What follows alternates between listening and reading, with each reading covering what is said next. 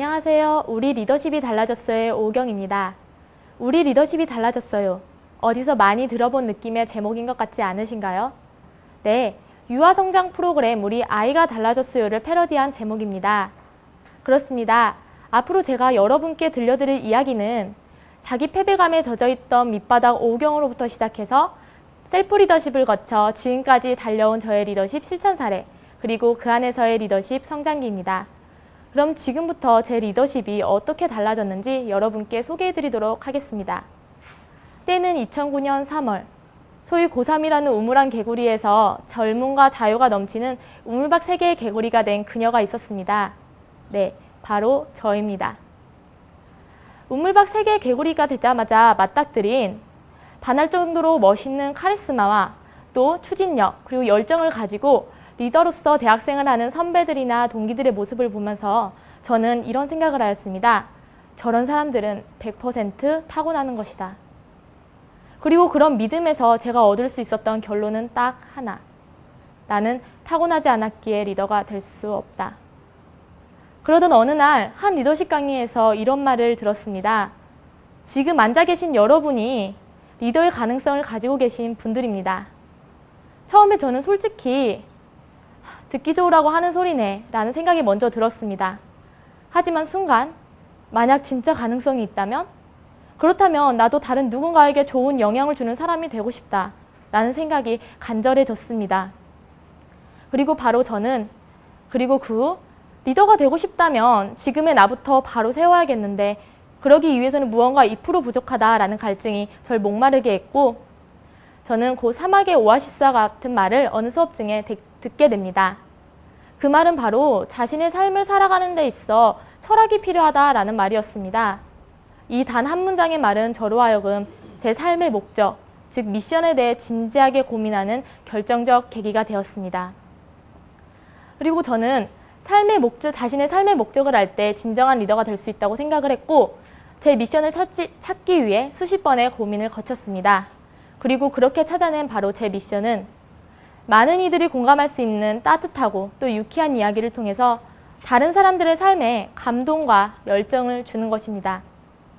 그리고 바로 저는 그 미션에 걸맞는 사람이 되기 위해서 도전과 열정이라는 반드시 지키고자 하는 두 가지 가치를 먼저 정하고 그걸 바탕으로 셀프 리더십을 실천하였습니다. 제 미션에서처럼 타인을 자신의 인생의 중심에 두고 그 사람들에게 꿈과 희망을 주고자 하는 사람은 먼저 자신 앞에 놓인 역경에 주눅들지도 또 피하지도 말아야 한다고 생각합니다. 그러기 위해서 저는 스스로 도전을 찾아다니고 또 그 도전을 통해서 발전의 계기를 마련하는 챌린지 헌터, 도전 사냥꾼이 되어야 했습니다. 하지만 무턱대고 도전 사냥꾼이 되기란 정말 쉽지 않았습니다.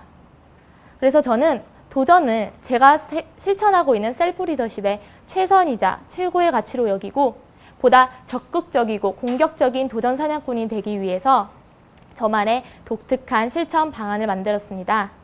그것은 바로 챌린지 페이퍼, 도전 종이입니다. 저는 항상 매년 A4 용지 한 장을 준비해서 맨 위에 제 미션을 바탕으로 무엇이 되고 싶은지 비전을 적었습니다. 그리고 그 아래 그 안에 제가 무엇을 도전하고 싶은지 목표라는 타이틀 아래 써내려갔습니다.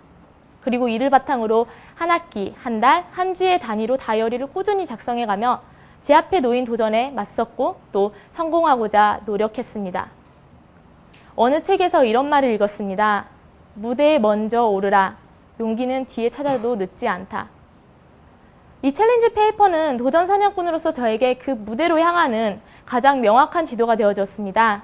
그리고 혹여나 그 지도를 따라 걷다가 실패를 하더라도 실패를 실패로 보지 않고 다음 도전을 위한 디딤돌로서 보는 긍정의 패러다임은 제가 도전 사냥꾼으로서 얻을 수 있었던 최고의 배움이었습니다. 도전의 셀프 리더십을 실천하면서 뗄래야 뗄 수 없었던 것은 바로 열정이었습니다.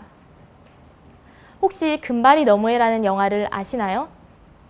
네, 화려한 금발에 멋진 몸매를 가진 아름다운 여성 엘르의 하버드 법대 성공기에 대한 영화입니다.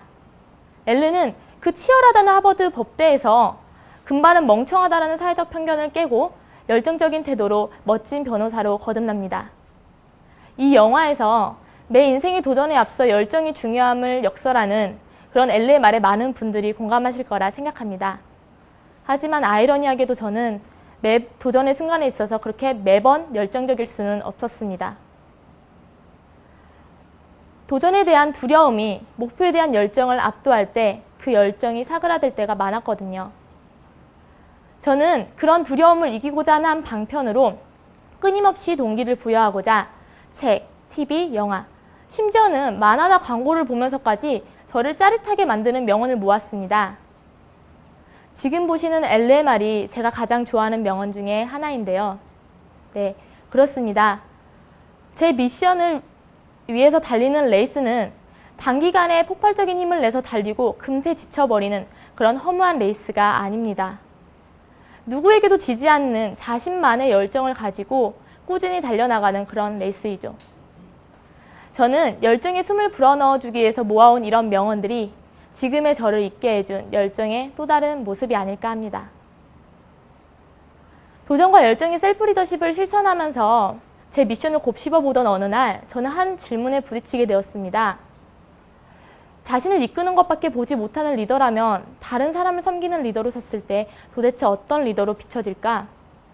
저는 이 질문에 대한 해답을 찾고자 제가 1년 동안 몸담고 있던 영문학 토론학회의 회장직에 자원하였습니다. 영문학 토론학회는 매주 영어로 된 문학을 읽고 또 영어로 토론을 해야 하는 그런 어려움과 조금의 부담이 있는 학회였는데요. 제 회장으로서의 최대 난관은 바로 거기서부터 시작되었습니다. 단순히 영어 스피킹에 관심을 가지고 온 1, 2학년 친구들이 예상보다 어려운 학회 활동을 피하기 시작한 것입니다. 그 와중에 저에게는 잊지 못할 충격으로 다가온 사건이 발생하였습니다.